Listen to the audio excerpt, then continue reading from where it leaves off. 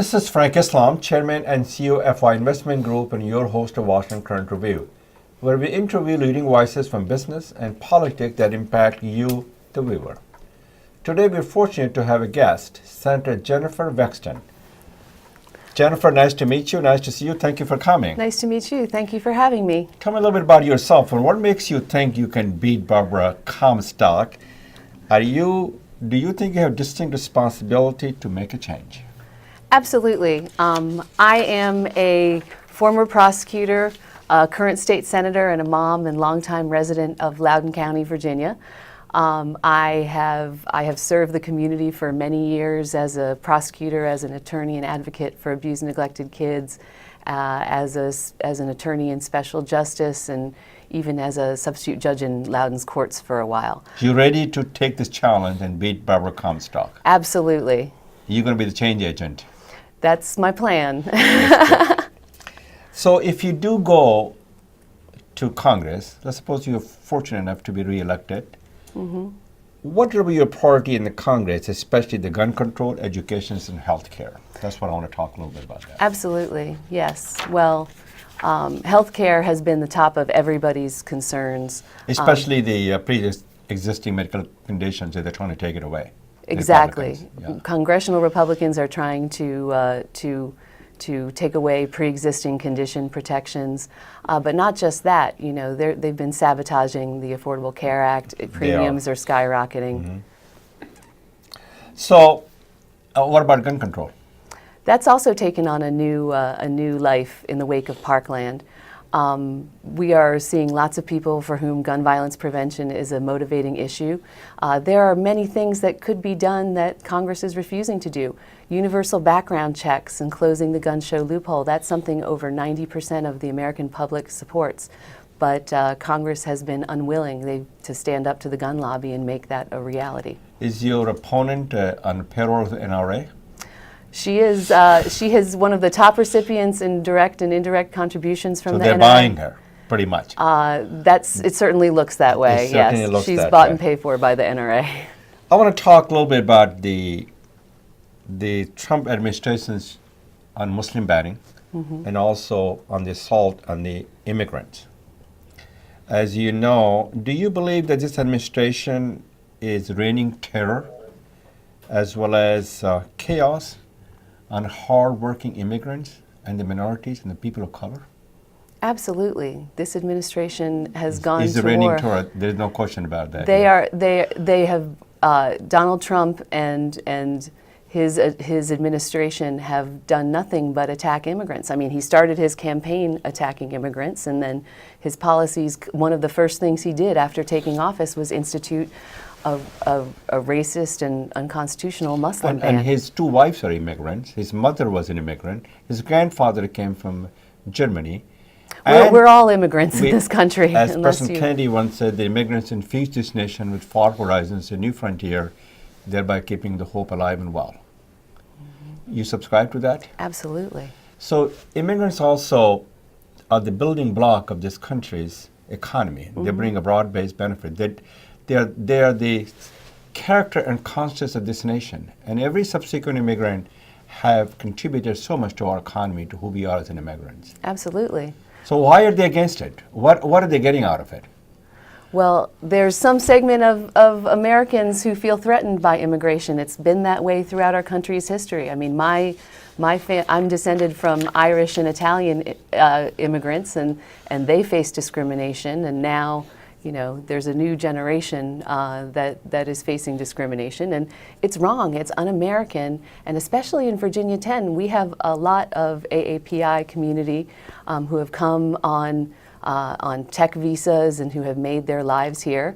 And there are efforts underway in Congress, and Barbara Comstock's been a part of it, to even cut down on legal immigration. Which is completely unjustified because, as you know, this is statistics that 85% of the immigrant children are into the STEM, science, technology, engineering, math. They are the future of America in terms of our scientists and engineers. We cannot get rid of them. It's impossible because this is who we are as an American. Well, we shouldn't want to be getting rid of them.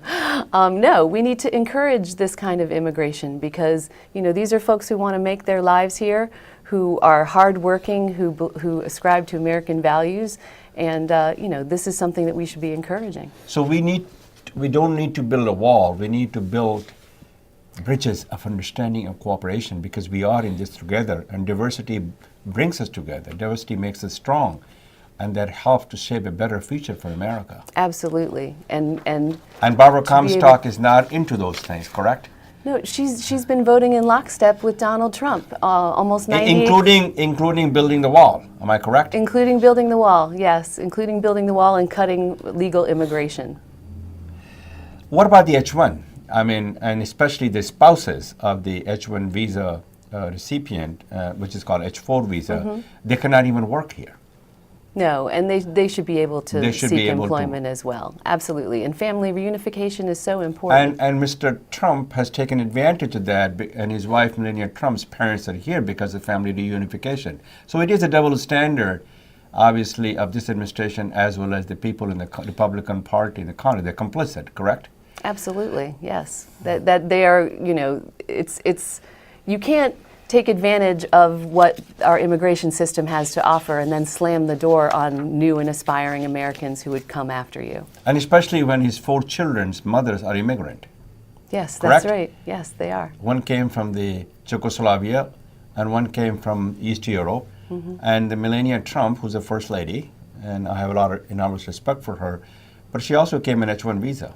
So it worked for them, but it shouldn't really work for anybody else. Am I correct to assume Well, that? seems to be what they're saying. And what the American public wants and what the American public deserves is comprehensive immigration reform. And Is the members who- Senate passed it, but the House did not pass it. So you will be Exactly. the champion of that when you go to the Congress. Absolutely. Yes, it is time to have comprehensive immigration reform. As you mentioned, we have a blueprint from what the Gang of Eight passed out of the Senate with broad bipartisan support.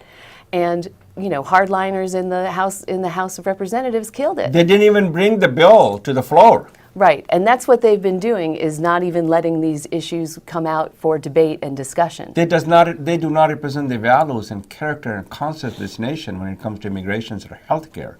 Correct. Well, and it's not just those issues, it's just killing these things under cover of darkness and not even allowing them to be debated in public where people can give their input. So that's not how the democracy should flourish. And we are the beacon of hope of democracy around the globe. Absolutely. Yes. We are. We should be. And we are. aren't- We are, but we're not acting that way. We haven't been acting that way for the last year and a half. I want to talk about 2 other topics, the Trump's tax cuts. As you know, it was not bipartisan. It was passed by the Republican because they have majority in the Senate and as well as in the House. And you will have a $1.5 trillion federal deficit. And they were against the federal deficit under Obama administration. They changed their tune. And the Trump tax cut is really for the people who are rich like him. And the rich is getting richer, poor is getting poorer because there's so much income inequality, injustice in America. But it is not getting to the middle class and to the poor. And then they increase the health care. As a result, whatever the money they got from the tax cut really did not help them anybody Right. at all. So can Exactly. you shed some light on that? Sure. Well- and what is what about Barbara Comstock's policy and how much it differs?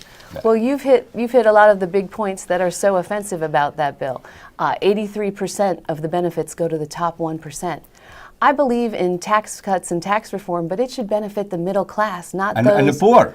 and those who need it most, Yes. not those who need it least. And that's what the Republican plan does. You're right. They also repealed the individual mandate for insurance coverage, and as a direct result of that, our premiums here in Virginia are going to go up by up to 64%.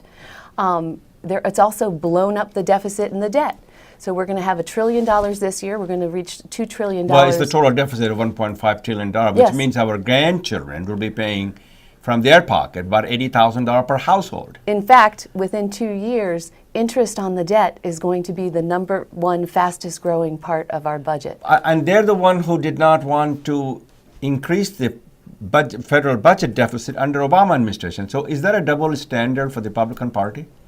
It certainly appears to be a double standard, yes. I mean, we need to be fiscally prudent and conservative, and this plan does neither. So, what about the education? I mean, what do you think of the education secretary? What she's doing to get the children to drown in the debt, especially the students, and also the fact that there's many other things she's doing it and assaulting it basically on the students. And I'm entirely the product of public education from grade school through grad school, so I am a big proponent of a strong world-class public education system. And Betsy DeVos and the Trump administration and the members of Congress who are enabling them are taking us backwards in that area. They're pulling money out of public schools at the K through 12 level. And they're making it harder for our next generation to go to college affordably by taking away protections against unscrupulous student lenders, by making for-profit colleges and these fly-by-night online colleges that have degree programs that don't net an employable skill, making it easier for them to take advantage of our students. A lot of what I've done in the General Assembly is make sure that our K through 12 and our higher education system is affordable, as strong as it can be, and affordable. Yes, and accessible to all. Exactly, through things like a refinancing authority and an ombudsman to look out for the interests of consumers. What about the high school dropout, which has increased significantly under this administration? Yes, that's another issue. Is we need to make sure that the underserved schools aren't punished. That we make sure that more resources goes to the schools that need it most. So, Senator Wexton, you look at the audience and you're running against a very formidable competitor. Why people should go and vote for you rather than her? What do you bring to the table? Can you tell the audience? Sure. Well, I am always going to be looking out for you and for the entire community. Every time I look to make legislation, I ask, is it going to do the most good for the most people? I say what I mean and I do what I say. Barbara Comstock has not been looking out for this community. She's good at showing up at things, but if you look at how she votes, she doesn't vote our interests, she doesn't vote our values. I'm running also because I'm very concerned about how much damage the Trump administration can do to our nation. In our nation, what about the global leadership that we have? We have been isolated. Exactly, and to our that is a very great risk to our national security. Look at what happened to the climate, the global climate change, taken with Iran. U.S. deals and many other things have been withdrawn. They have withdrawn it. Exactly. So we are isolated. We were the beacon of hope and beacon of democracy around the world. Right. We are the global leader. Economically and militarily, we're a powerful country. And we're better than this. We're better than what we're showing the world right now. So, Senator Wexton, if the people wants to be engaged and involved with your campaign to make a difference, to be a change agent, and to work with you, how do they get hold of you, and how they contact you? Absolutely. You can visit my website, Jennifer Wexton, WEXTON.com, or follow me on Facebook or Twitter. I would love to engage and talk with you about how we're going to make our country better. So, the last question to you is: the first day you go to the Congress. You know how the House is. You got installed and you got a nice office somewhere. Would you call your constituency and say, thank you very much for all you have done to make a difference? I'm here to be your spokesperson? Absolutely, yes, because I'm not doing this. This is who you are. This is not for me. It's for this is all for of them. all of us. Yes. All of us. So we are all in this together. And together we can help shape a better future for America. Yes. If we work together. That's correct. Well, thank you very much, Senator, for coming here. Appreciate it, and good luck to you. Thank you, Dr. Islam. As you undertake this new and solemn journey. Thank you. Thank you for watching. This is Frank Islam wishing you a great week.